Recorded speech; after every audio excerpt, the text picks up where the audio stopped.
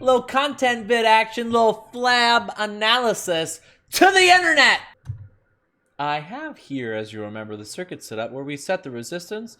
I have an ammeter hooked up here, and we were varying the voltage of this battery and then measuring the resulting current. Now, I already have my data that I collected in a Google Sheet. So let's go ahead and highlight this. I'm going to hit up here to insert a chart, and whoa, would you look at that? This looks pretty linear, but we always got to check, right? So we're going to hit customize over here. We'll go into series.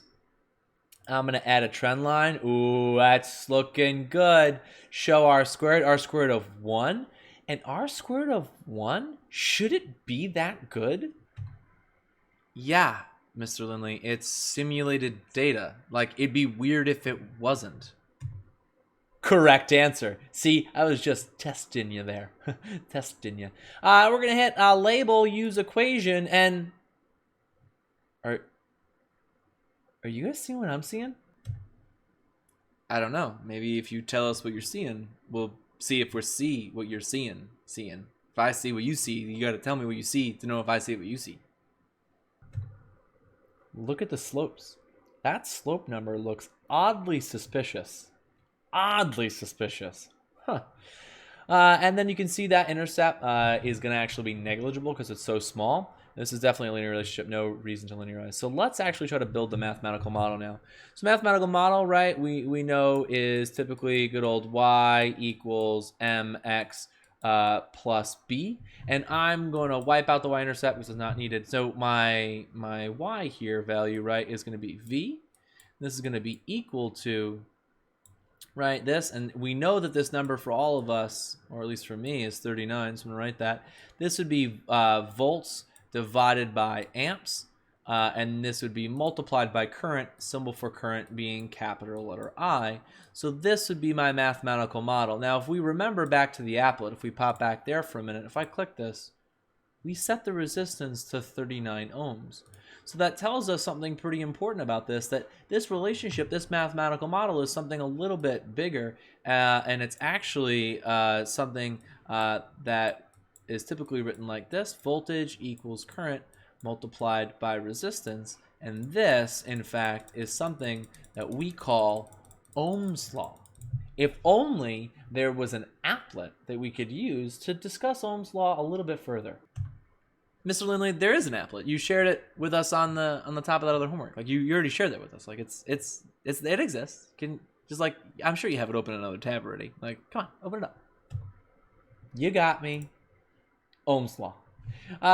So voltage and current and resistance being the relationship. Now, for a circuit, voltage, the only way we can change that is by changing the power supply, the power source, or by changing the batteries. Resistance, the way I change resistance is by changing the load or the circuit elements. Current is the thing that changes because of the other two. Okay, so it's sort of dictated by the two. So if you think about what's going on right now, we have this current of 9 milliamps, right? That M meaning milli. And because it's 9 milliamps, it's very, very small. But what we got going on here, if I look at this equation, is I have V, but I have a very big R. So because I have a very big R, it's going to cause a small I. So if we look at this relationship, if I want there to be more current, right, I would want it to be easier for the electrons to go. So one way that we could do that is, what if we actually reduced the resistance? Those are some cool sounds. Like, oh, super cool. And you can see once I did that, I made it easier for electrons to get through here. So now there's a much larger current. If we go back to the original, right, I could also crank up the voltage. So by cranking up the voltage, I'm giving the electrons more energy. I'm making it easier for them to actually get through that resistor. These sounds so great. But you'll notice that if I drop this resistance lower and lower and lower and lower and lower, right, that current's getting bigger and bigger and bigger, right? Because you see there's almost no resistance here. But now, whoa, we maxed it out.